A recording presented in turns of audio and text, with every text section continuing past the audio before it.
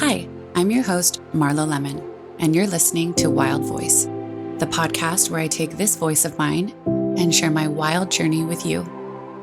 Being widowed at 34 with a 15-month-old, most would see as life ending.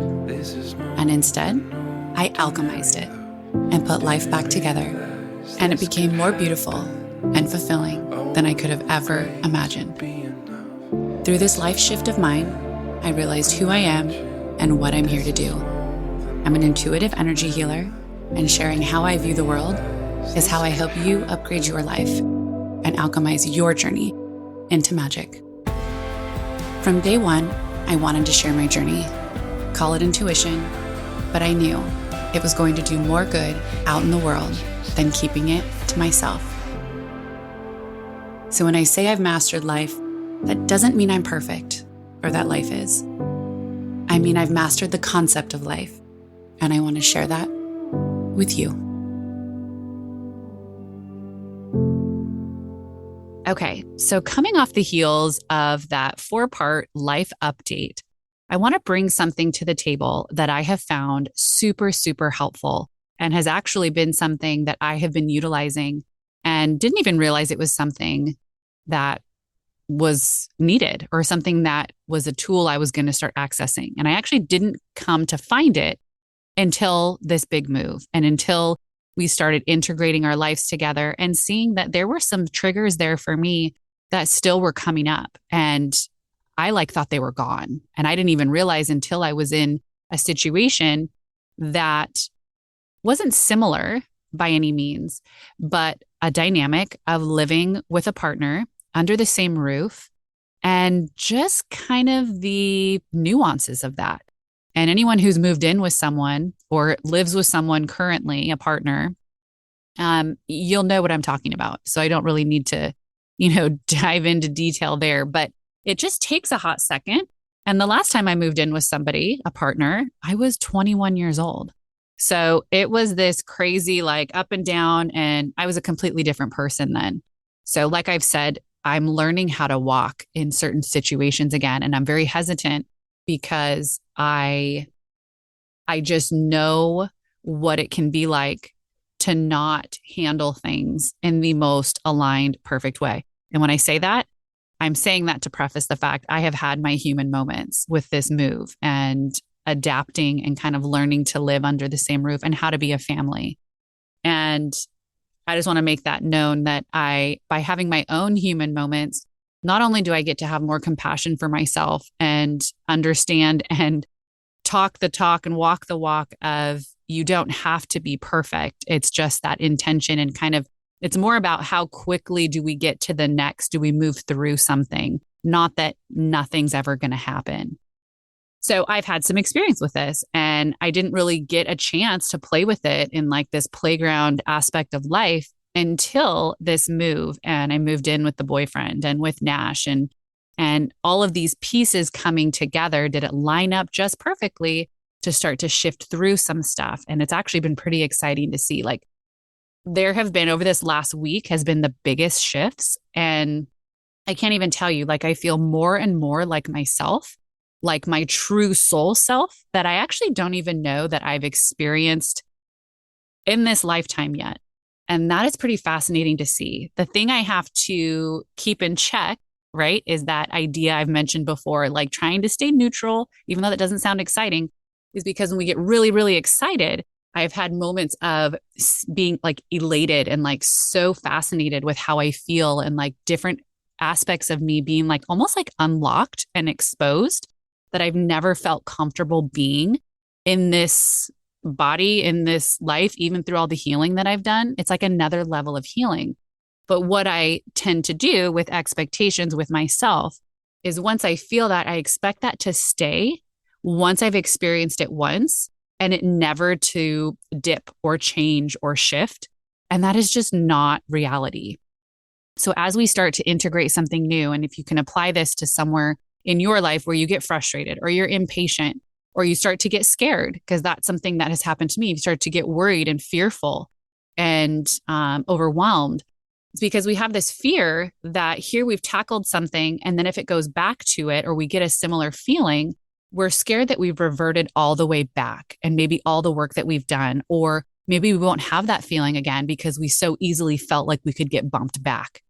And I just want you to know from my own personal experience and how I felt that way, I have realized what happens is we integrate something new and we start to utilize it in our own life, and we get chances to actually experience it for ourselves in real life situations that are triggering. And because we care and we are emotional about them, not only do we get to use all of our tools, but we get to see that it does take a hot second to integrate it and get it to stick. So, just something I want to throw out there. It's been helpful for me to remind myself of that. And so, in case that is something that you just need to remind yourself about, is that when you have felt those shifts, we get really excited about them, and that's awesome. And just know that we're integrating something new, and it will kind of be bumpy and clumsy for a little bit as we settle into this perfect balance. Okay. So, with that, the thing I wanted to share, and I have found, I mean, there's a handful of things. Honestly, there's a handful of things, even more than that, that I have been utilizing and tackling and kind of like figuring out and jotting down.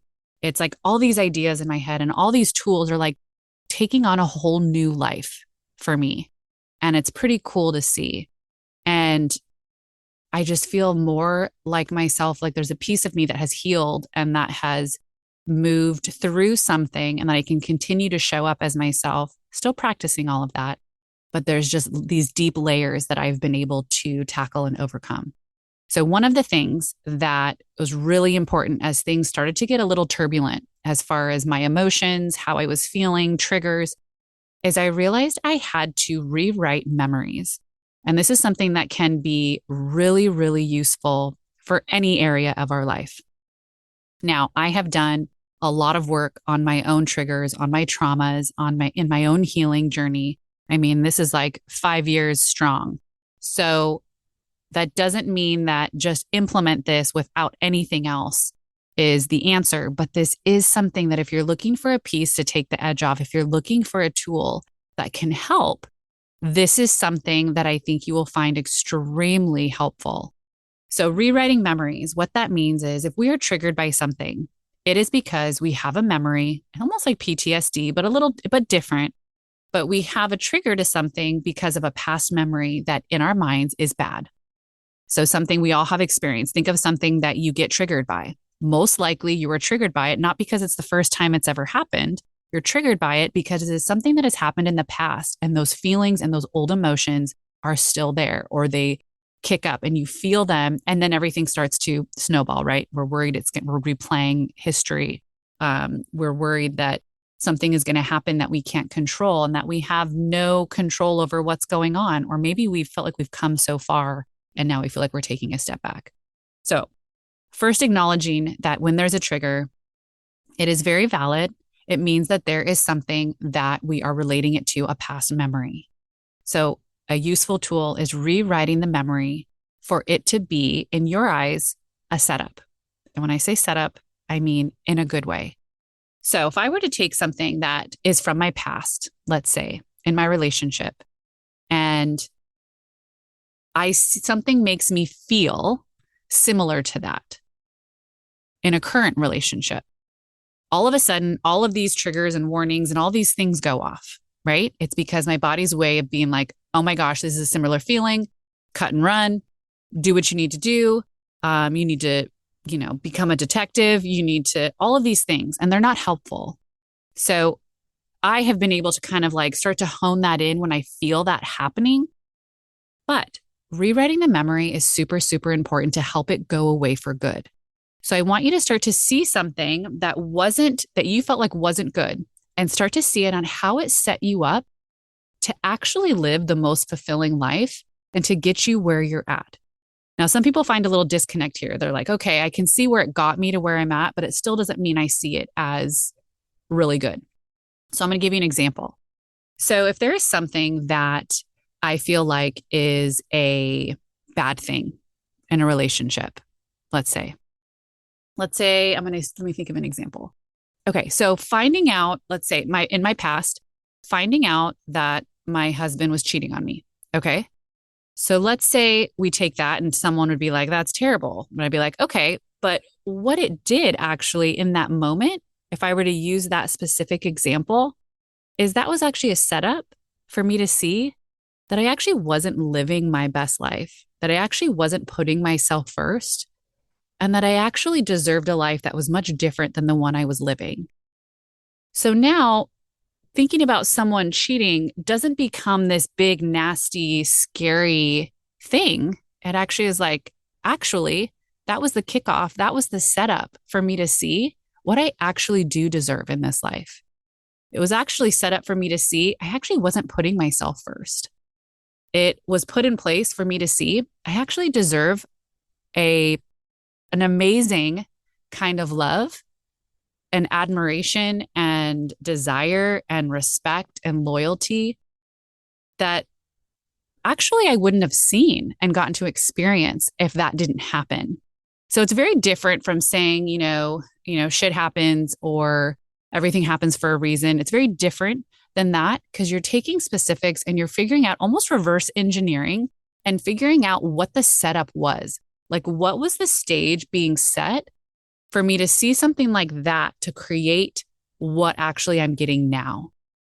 So it takes a second to get your brain on board with what I'm saying. So I'm going to try and think, I'm going to get another example to give you something completely unrelated to me, but something that I think people will have an easy time. You guys will have an easy time kind of connecting the dots. So if I were to say someone stole something from me, okay? So someone stole something from me. It was not only felt like, violating, I had to pay for, more money out of my pocket.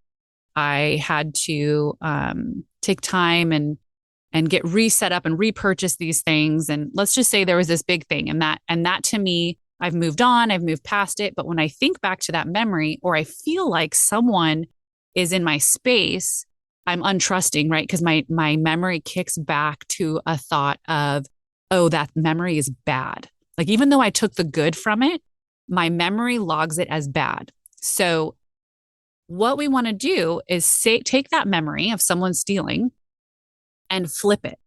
We want to flip it on its head. So we actually have turned it into a good memory. So remember that time someone stole something? Yeah, I actually got to replace it with better quality things. It actually showed me how to respect my things more and a different way to save them or protect them. So as I'm accumulating things or adding to my, let's say it's for work, adding to my, repertoire of things that I purchase for my business, that I'm actually now more in line with protecting the things that I have. And I wouldn't have had that experience. If I didn't have that experience, if I didn't have that memory, it actually wouldn't have set me up to be in the position I am business wise and to protect the things I have in the way that I do now. Because now I find them more valuable. I protect them more. I have a better method for that. So now as I've accumulated things and I have more that someone might want to, let's say, steal, I actually have a better way of handling it and a better way of protecting those things. So it's another example, and it takes some work and a little bit of muscle memory to do that. And this is still something that I'm writing out and I'm figuring out how to really drill this down, because I can say a handful of things, but I really have to root to it. I really have to get on board with it being a good thing. So this is something I have found really helpful. This can work in all sorts of areas of your life, something that is a trigger, something that is a memory that's kind of a core memory that weighs heavy. These are things we rewrite the memory, and you sit there and even you could think about it or write it down, write like 15 things that make it good. The idea and where I found the shift happened the quickest is when I looked at it as a setup. I looked at it as a setup, as almost putting me on my path to where I'm going, to a better life and a better way of doing things and more soul aligned. So when I could look at it that way, that was something that really got me on board. So use those words, because that's what really stuck in my head, is seeing it as a setup and rewriting those memories. The setup is actually all you need to know. So if you're being set up, which we believe to, and if you believe that, setting up to live the most soul aligned, fulfilling, beautiful life, then you will trust the fact that everything that happened before was a beautiful setup to get you there. You just got to change that those memories, that when you think about them or when you see them, you don't see them as a bad thing, because what that does is that actually releases the trigger. So if we can get those memories actually on the good side, those things don't trigger us anymore, because now we've taken it and it's actually good. So a trigger is never associated with something good in our eyes. So once we get on board with those memories that are heavy, that create these triggers for us, or we're starting to notice these triggers, then we just change that memory, rewrite it, and that trigger dissipates. So something to play with. Find the pleasure in all of this. Make it fun. Take something that's not super heavy and emotional to start with. That'll be what will get you kind of on board with this easier, and just go from there. There has been so much that I have learned in the last few weeks, honestly, that is mind blowing to me. And once I get my head wrapped around that, I'll have more to share with you. But I have real life examples of things that are happening in real time, that I'm actually taking a lot of things that I've learned and kind of mix matching them with these other tools and actually putting them to work. And it's exhausting. It's like kind of like I'm going through like a master's program in life right now. But I want to share that with you. The rewriting the memories is huge. Take a trigger, trace it back to what the memory is from, and make that memory good. Do whatever you have to do, even if you have to spend days on it, thinking about all the things that make it good.